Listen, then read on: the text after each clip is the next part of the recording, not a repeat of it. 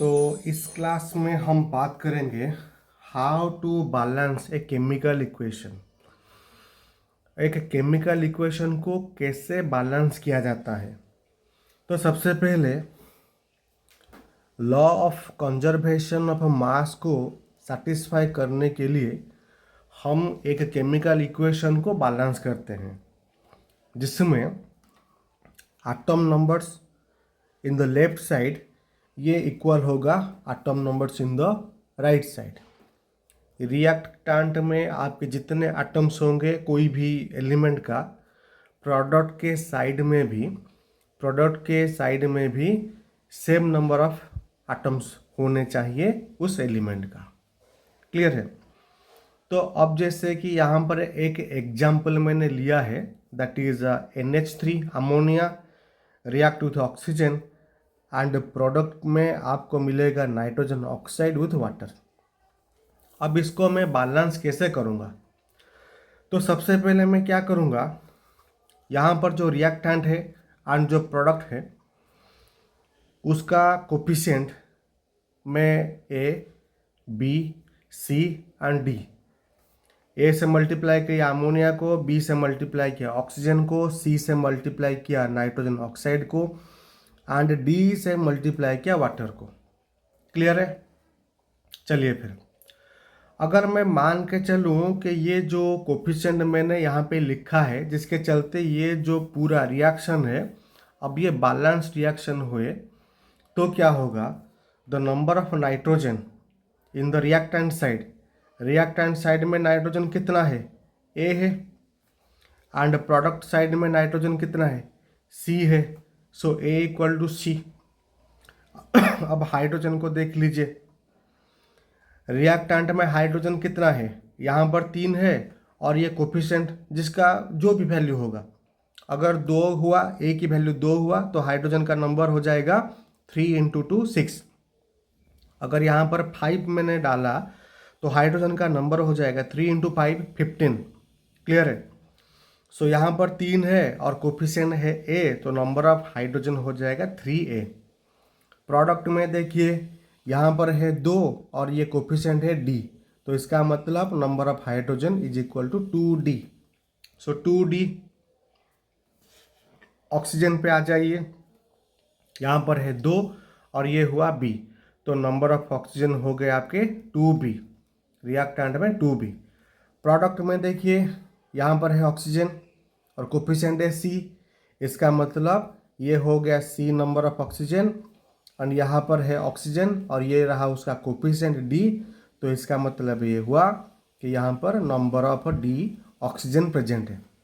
सो reactant में 2B and product में यहाँ पर C नंबर एंड यहाँ पर D number, C plus D।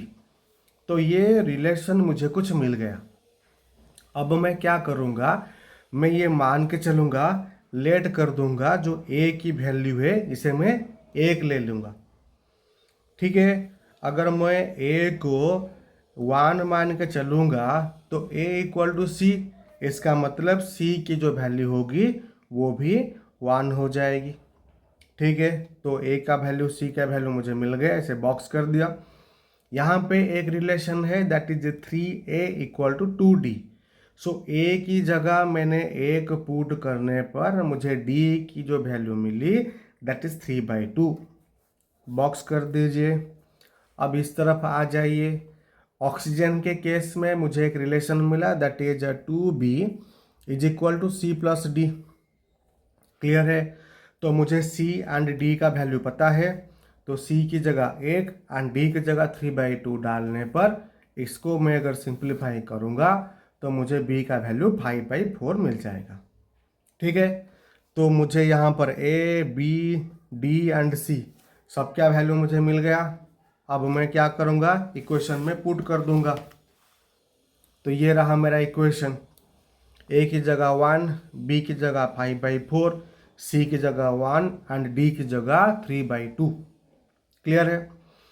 सो ये जो कोफिशिएंट यहाँ पर फ्रैक्शन में है, कोफिशिएंट कभी भी फ्रैक्शन में नहीं होना चाहिए, तो इसको मैं इंटीजर में कन्वर्ट करूँगा। तो इंटीजर में कन्वर्ट करने के लिए मैं क्या करूँगा, यहाँ पर एक फ्रैक्शन है और यहाँ पर एक फ्रैक्शन है। सबसे बड़ा वाला डिनोमिनेटर हो गया 4। क्लियर है? तो मैं क्या करूँगा, सबको 4 से मल्टीप्लाई करूँगा, सबको 4 से मल्टीप्लाई करूँगा।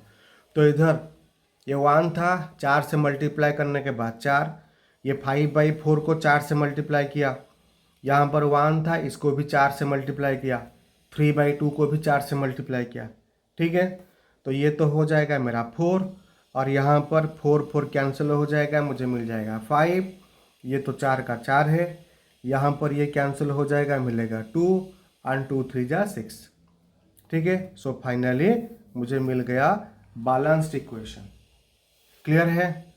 चलिए एक दूसरा एग्जाम्पल हम ले लेते हैं। तो ये एक दूसरा एग्जाम्पल मैंने लिया है, that is Fe plus H2O, आपको मिल गया Fe3O4 प्लस H2। ठीक है, तो सबसे पहले Fe को A से, H2O को B से, Fe3O4 को C से एंड H2 को D से मैंने मल्टीप्लाई कर लिया। तो मान के चला कि ये एक बैलेंस केमिकल इक्वेशन है। सो सबसे पहले आयरन, रिएक्टेंट में आयरन कितना है, A है, A हो गया। प्रोडक्ट में आयरन कितना है, इधर 3 और इधर C, सो 3C, तो ये मिल गया मुझे आयरन। उसके बाद हाइड्रोजन, यहाँ पर हाइड्रोजन कितना है 2 और ये B 2B, एंड प्रोडक्ट में हाइड्रोजन कितना है इधर 2D, सो 2D, 2 से 2 कैंसिल हो जाएगा, तो मुझे मिल जाएगा B = D। तो ये भी एक रिलेशन मुझे मिला। ऑक्सीजन के पास आ जाइए, यहाँ पर रिएक्टेंट में ऑक्सीजन कितना है B, प्रोडक्ट में कितना है यहाँ पर 4 और ये C 4C, B = 4C। तो मुझे ये 1 2 और 3 रिलेशन मुझे मिल गया।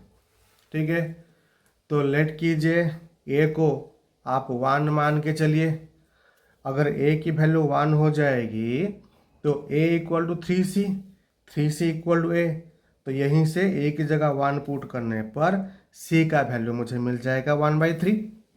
तो A मिल गया 1, C मुझे मिल गया 1/3। क्लियर है? अब ये जो C के साथ B का रिलेशन है, B = 4C, तो B = 4 × 1/3, B का वैल्यू मुझे मिल गया 4/3। तो A मिल गया, B मिल गया, C मिल गया। अब D के पास आ जाइए, B = D है, तो B 4/3, तो D भी 4/3 हो जाएगा। तो A B C D सबका वैल्यू मुझे मिल गया। अब इस सबकी वैल्यू मैं इस इक्वेशन में पुट कर दूंगा। A B C and D सबका वैल्यू मैंने पुट कर दिया। तो यहाँ पर ये एक फ्रैक्शन है, ये भी एक फ्रैक्शन है और ये भी एक फ्रैक्शन है। तो कोफिशिएंट कभी भी फ्रैक्शन में नहीं होगा, वो इंटीजर में होगा, और सबसे बड़ा डिनोमिनेटर यहाँ पे 3 ही है। तो मैंने क्या किया, सबको 3 से मल्टीप्लाई कर दिया, सबको 3 से मल्टीप्लाई कर दिया। तो ये हो गया 3, ये 3 से 3 कैंसिल हो गया 4, यहाँ पर भी 3 से 3 कैंसिल हो गया 1, यहाँ पर भी 3 से 3 कैंसिल हो गया 4। क्लियर है? चलिए और एक, तो नेक्स्ट एग्जाम्पल चलिए देख लेते हैं। लेड नाइट्रेट को अगर मैं हीट करूँगा तो मुझे lead oxide, nitrogen dioxide and oxygen gas मिलेगा। ठीक है, तो यहाँ पर A को मल्टीप्लाई किया, यहाँ पर B, यहाँ पर C और यहाँ पर D। ठीक है, तो जो लेड है, रिएक्टेंट साइड में कितना लेड प्रेजेंट है, A number of A, product में कितना लेड प्रेजेंट है B, so A = B, first equation मिल गया। अब नाइट्रोजन को देख लीजिए, तो यहाँ पर नाइट्रोजन कितना है 2 से मल्टीप्लाई और यहाँ A से मल्टीप्लाई, मतलब 2A। यहाँ पर नाइट्रोजन कितना है, ये 1 है और यहाँ पर C 1 × C = C, सो ये मुझे मिल गया, दूसरा इक्वेशन मुझे मिल गया। अब ऑक्सीजन देख लीजिए, यहाँ पर कितना ऑक्सीजन है 2 3 जा 6 और यहाँ पर A, तो 6A। प्रोडक्ट में यहाँ पर B, यहाँ पर 2 और ये C 2C, यहाँ पर 2, यहाँ पर D 2D, सो 2D। तो ये मुझे मिल गया, तीसरा इक्वेशन मुझे मिल गया। अब मैं क्या करूँगा, A को लेट कर दूंगा 1। अगर A 1 हो गया तो A B से इक्वल है, तो B का जो वैल्यू होगा वो भी 1 हो जाएगा। तो मुझे A एंड B मिल गया। अब यहाँ पर 2A इक्वल टू C, तो A की जगह 1 पुट करने पर मुझे मिल गया C इक्वल टू 2 मिल गया। तो यहाँ पर 6A equal to B plus 2C plus 2D, ये लास्ट इक्वेशन है। A की जगह 1 पुट कर दिया, मुझे मिल गया 6। B की जगह 1 पुट किया। अब C की जगह 2 पुट करने पर 2 2 जा 4 हो जाएगा, और ये रहा आपका 2D।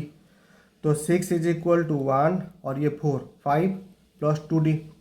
अब 2D इक्वल टू 1 है तो D equal to 1/2।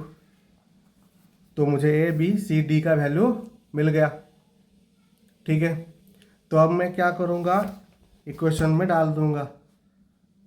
Clear, A की जगह 1, B की जगह 1, C की जगह 2 एंड D की जगह 1/2। तो ये कोफिशिएंट मेरा कभी भी फ्रैक्शन में नहीं होगा, लेकिन यहाँ पर कोफिशिएंट फ्रैक्शन में है, तो इसीलिए जो सबसे बड़ा डिनोमिनेटर है दैट इज 2, मैं सबको 2 से मल्टीप्लाई करूँगा। तो इसे 2 से मल्टीप्लाई किया तो 2 हो जाएगा, इसको 2 से मल्टीप्लाई किया तो 2 हो जाएगा, इसको 2 से मल्टीप्लाई किया तो 4 हो जाएगा, इसको 2 से मल्टीप्लाई करेंगे तो 2 से 2 कैंसिल हो जाएगा, 1 मिलेगा। सो फाइनली मुझे मिला 2PbNO3 whole bracket 2 PbO 4NO2 and O2। So this is my completely balanced chemical equation। Clear है? चलिए फिर